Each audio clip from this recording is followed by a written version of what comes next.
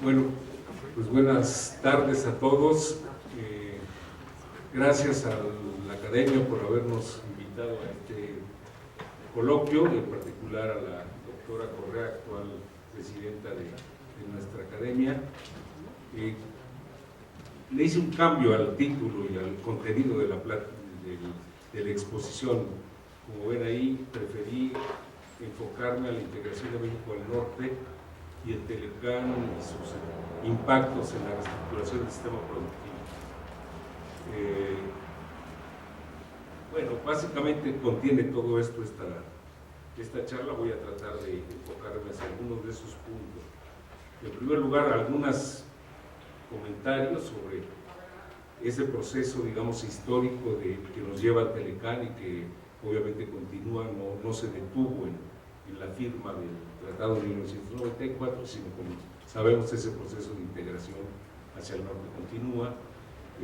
Después plantear algunas cuestiones en torno al crecimiento económico mediocre que registra nuestro país en el contexto de lo que podría ser una tendencia al semiestancamiento de la economía mexicana, que no es solo pues de la economía mexicana, sino podríamos decir que es un rasgo característico de la mayoría de los países latinoamericanos, con distintas diferencias, pero quizás obedeciendo a los mismos factores condicionantes o causas condicionantes.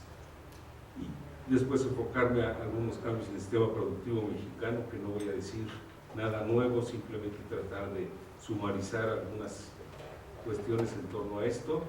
Y el punto 4 básicamente lo dejaré un poco de lado, que creo que ya se ha discutido bastante. En todo caso, me remitiré solamente a presentar algunas gráficas ahí que pueden ser útiles para ilustrar este problema de la desigualdad y de la pobreza, ¿no? Bueno, la primera idea que muy rápidamente presento, que obviamente creo que todos manejamos y coincidimos en general, es la idea de que el proceso de integración hacia el norte no es un proceso nuevo, es un proceso histórico que viene de muy atrás en la economía mexicana, que comienza por lo menos desde fines del siglo XIX, y que esa integración hacia el norte pues no empieza con el Telecán, sino que es un proceso histórico que viene de muy atrás, por lo menos desde el porfirismo, que ese proceso continúa a lo largo, digamos, de todo el proceso del periodo post-revolucionario y de implementación del modelo de sustitución de importaciones, pero que sobre todo es con el tránsito al modelo neoliberal que se acentúa ese proceso de integración hacia el norte. A propósito de lo que preguntaba, por ejemplo, Josefina Morales hace rato, y que ella daba un punto de vista sobre por qué él va. Efectivamente, yo creo que el proceso de tránsito al modelo neoliberal está obviamente imbricado en la crisis de la deuda externa de 1982. Es a partir de ahí que propiamente el país transita hacia el neoliberalismo. Este proceso después, digamos, se acelera con el ingreso al GATT en 1986, con la firma del Telecán en 1994, y es un proceso que ha continuado. Si no me voy a extender en esto, simplemente señalar que hay ahí una continuidad en un proceso de creciente dependencia de la economía mexicana hacia el norte y sobre todo hacia los Estados Unidos, y que es un proceso que obviamente se ha venido agudizando no solamente en términos económicos, sino también en términos de soberanía política, que no ha sido solamente un proceso de entrega de los recursos o de privatización de los recursos nacionales, sino una subordinación creciente sobre todas las estrategias del gobierno norteamericano, ¿no? Es el caso muy claro a partir de las PAN, el acuerdo de seguridad de América del Norte, que prácticamente su objetivo es construir un espacio norteamericano que básicamente se subordina toda la estrategia de seguridad a los intereses del gobierno estadounidense, y en donde por lo tanto la lucha, por ejemplo, anti-narcóticos o la lucha contra el narco está inscrita dentro del contexto de la estrategia norteamericana de seguridad y de lucha contra el se le equivale pues a una lucha contra antiterrorista como parte de esa política, ¿no? Narcos igual a terroristas, por tanto subordinados a la misma lógica en términos de estrategia de seguridad. Desde luego esto podría, digamos, ampliarse mucho más, no voy a insistir más. Sabemos que ahí está inscrito el plan Mérida. La idea aquella ilusa de Castañeda y de Fox, en el sentido de que la SPAN iba a permitir, ante esa entrega de la soberanía política, sobre todo en términos de seguridad, iba a ser correspondida con una apertura migratoria, pues se vio claramente que los Estados Unidos se negaron y se siguen negando a cualquier cambio importante en la política migratoria hacia los Estados Unidos, ¿no? Como lo vemos ahora en las dificultades que se enfrentan en términos de aprobar una ley migratoria, ¿no? Y por último, el famoso acuerdo Pacífico, Transpacífico, que muchos analistas en Estados Unidos consideran que es el principal instrumento de la estrategia del gobierno norteamericano en la actualidad, que el gobierno de Obama ha estado impulsando con la idea, digamos, de crear todo un polo teárico en donde se incluye, digamos, el acuerdo entre Estados Unidos y la Unión Europea, y por otro lado el acuerdo con el este, con Asia, con el objetivo fundamental de aislar a China en ese contexto de acuerdo transpacífico, ¿no? Y que en la escala latinoamericana ha significado, digamos, el aglutinamiento de algunos gobiernos, digamos, los gobiernos más pro-neoliberales, digamos, como el de México, Colombia, Perú y Chile, sobre todo que esto se arrancó con Piñera, en un intento, digamos, de construir un polo alternativo a los avances del UNASUR y de todos los gobiernos progresistas de América del Sur que han intentado construir nuevos espacios de integración. Entonces, creo que en ese contexto está, y que básicamente la participación de México en ese acuerdo del Pacífico, aparte de implicarse en un proyecto estratégico de largo plazo de los Estados Unidos, tiene también como objetivo crear un polo, digamos, alternativo a lo que significan los esfuerzos de integración de los países de América del Sur, ¿no? Creo que no va a ser algo de corto plazo ni sencillo, porque el propio Obama enfrenta grandes dificultades en este momento para poder implementar ese acuerdo, porque entre otras cosas no tiene la aprobación del Congreso para firmar acuerdos vía fast track, ¿no? Y por tanto no va a ser un proceso que rápidamente se desenvuelva. Bueno, esto es un hecho conocido por todos, simplemente ahí queda claro qué ha significado el Telecán en términos de comercio. Partiría de la idea que, digamos, que tengo, en el sentido de que el Telecán obviamente no hay nada que celebrar en términos de nación o en términos de pueblo.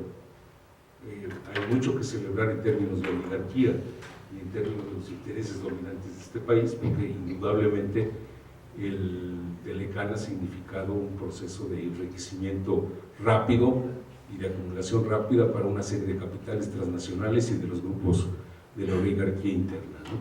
Como lo expresan simple y sencillamente estos datos de crecimiento rapidísimo de las exportaciones, sobre todo hacia América del Norte.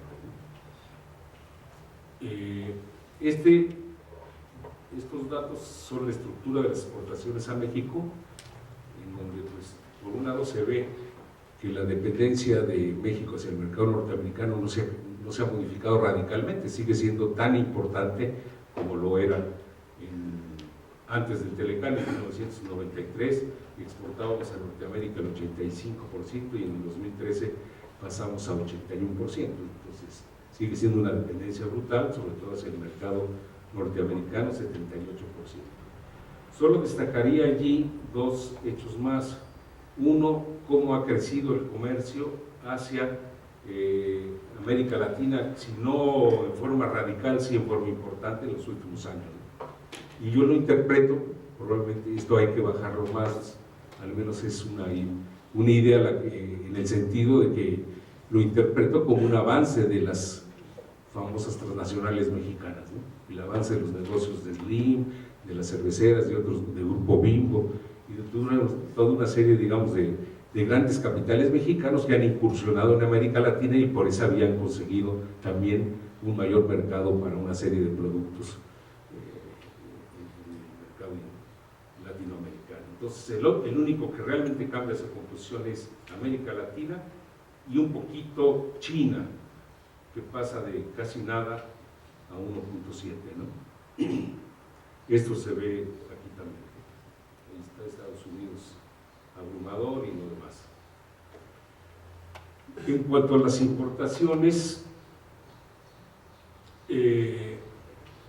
bueno, en primer lugar, obviamente la dependencia hacia el mercado norteamericano es bastante menor, en lugar del 80 es del 51%. Ahí hay un proceso de baja muy importante de lo que era la situación antes del Telecán. El comercio con Canadá prácticamente no se modifica en nada a pesar del tratado. Hacia la LADI tampoco, y lo que sí vemos de manera muy clara es el rápido incremento de las importaciones chinas, ¿no? Que pasan de casi nada antes del Telecán al momento actual 16%, ¿no? Que es una cifra importante en el sentido, digamos, de que Dussel, por ejemplo, leí un artículo de él recientemente donde él lo interpreta como el intento de ciertas firmas que operan en México de tratar de ser competitivos a partir de la mayor competitividad de ciertos insumos y productos chinos que están entrando a la economía mexicana y desde luego que generan un déficit comercial muy importante. Como sabemos, el superávit en Norteamérica es fuertemente superado por el déficit con Asia y sobre todo con China, ¿no? Ahí están los datos. Esto es en el momento actual, creo que es 2013 por ahí, no lo dice, pero es el periodo reciente. El otro punto que simplemente enuncio algunas ideas es el famoso problema del estancamiento económico, ¿no? Que prácticamente ha asolado a América Latina desde la crisis de la deuda, ¿no? y antes, digamos, en la etapa final de la sustitución de importaciones. Simplemente recordaría el nivel de la literatura latinoamericana, el famoso debate entre Celso Furtado y Conceição Tavares y Serra sobre el estancamiento. Yo creo que ahí, no obstante que Serra y Tavares criticaron en un punto importante la tesis de Furtado, creo que Celso tenía razón. O sea, en el modelo de sustitución de importaciones había una restricción de divisas que implicaba que en la fase difícil de la sustitución de importaciones se atoraba el crecimiento en virtud de la incapacidad de seguir importando los insumos y la maquinaria necesarias para la continuidad de ese proceso de sustitución de importaciones. Claro, Tavares y Serra se dieron cuenta que esa restricción podía ser superada a partir del endeudamiento externo y que había ciertos grupos del capital latinoamericano que se estaban cada vez internacionalizando más y asociándose con las transnacionales que podía superar esa restricción por la vía del endeudamiento externo. En eso tuvieron razón ellos, pero finalmente creo que la historia le dio la razón a Furtado, porque ese endeudamiento externo fue el factor principal que nos llevó a la crisis de 1982, ¿no? La crisis de la deuda externa. Esa adicción a crecer con ahorro externo fue quizás la causa fundamental de la crisis de la deuda.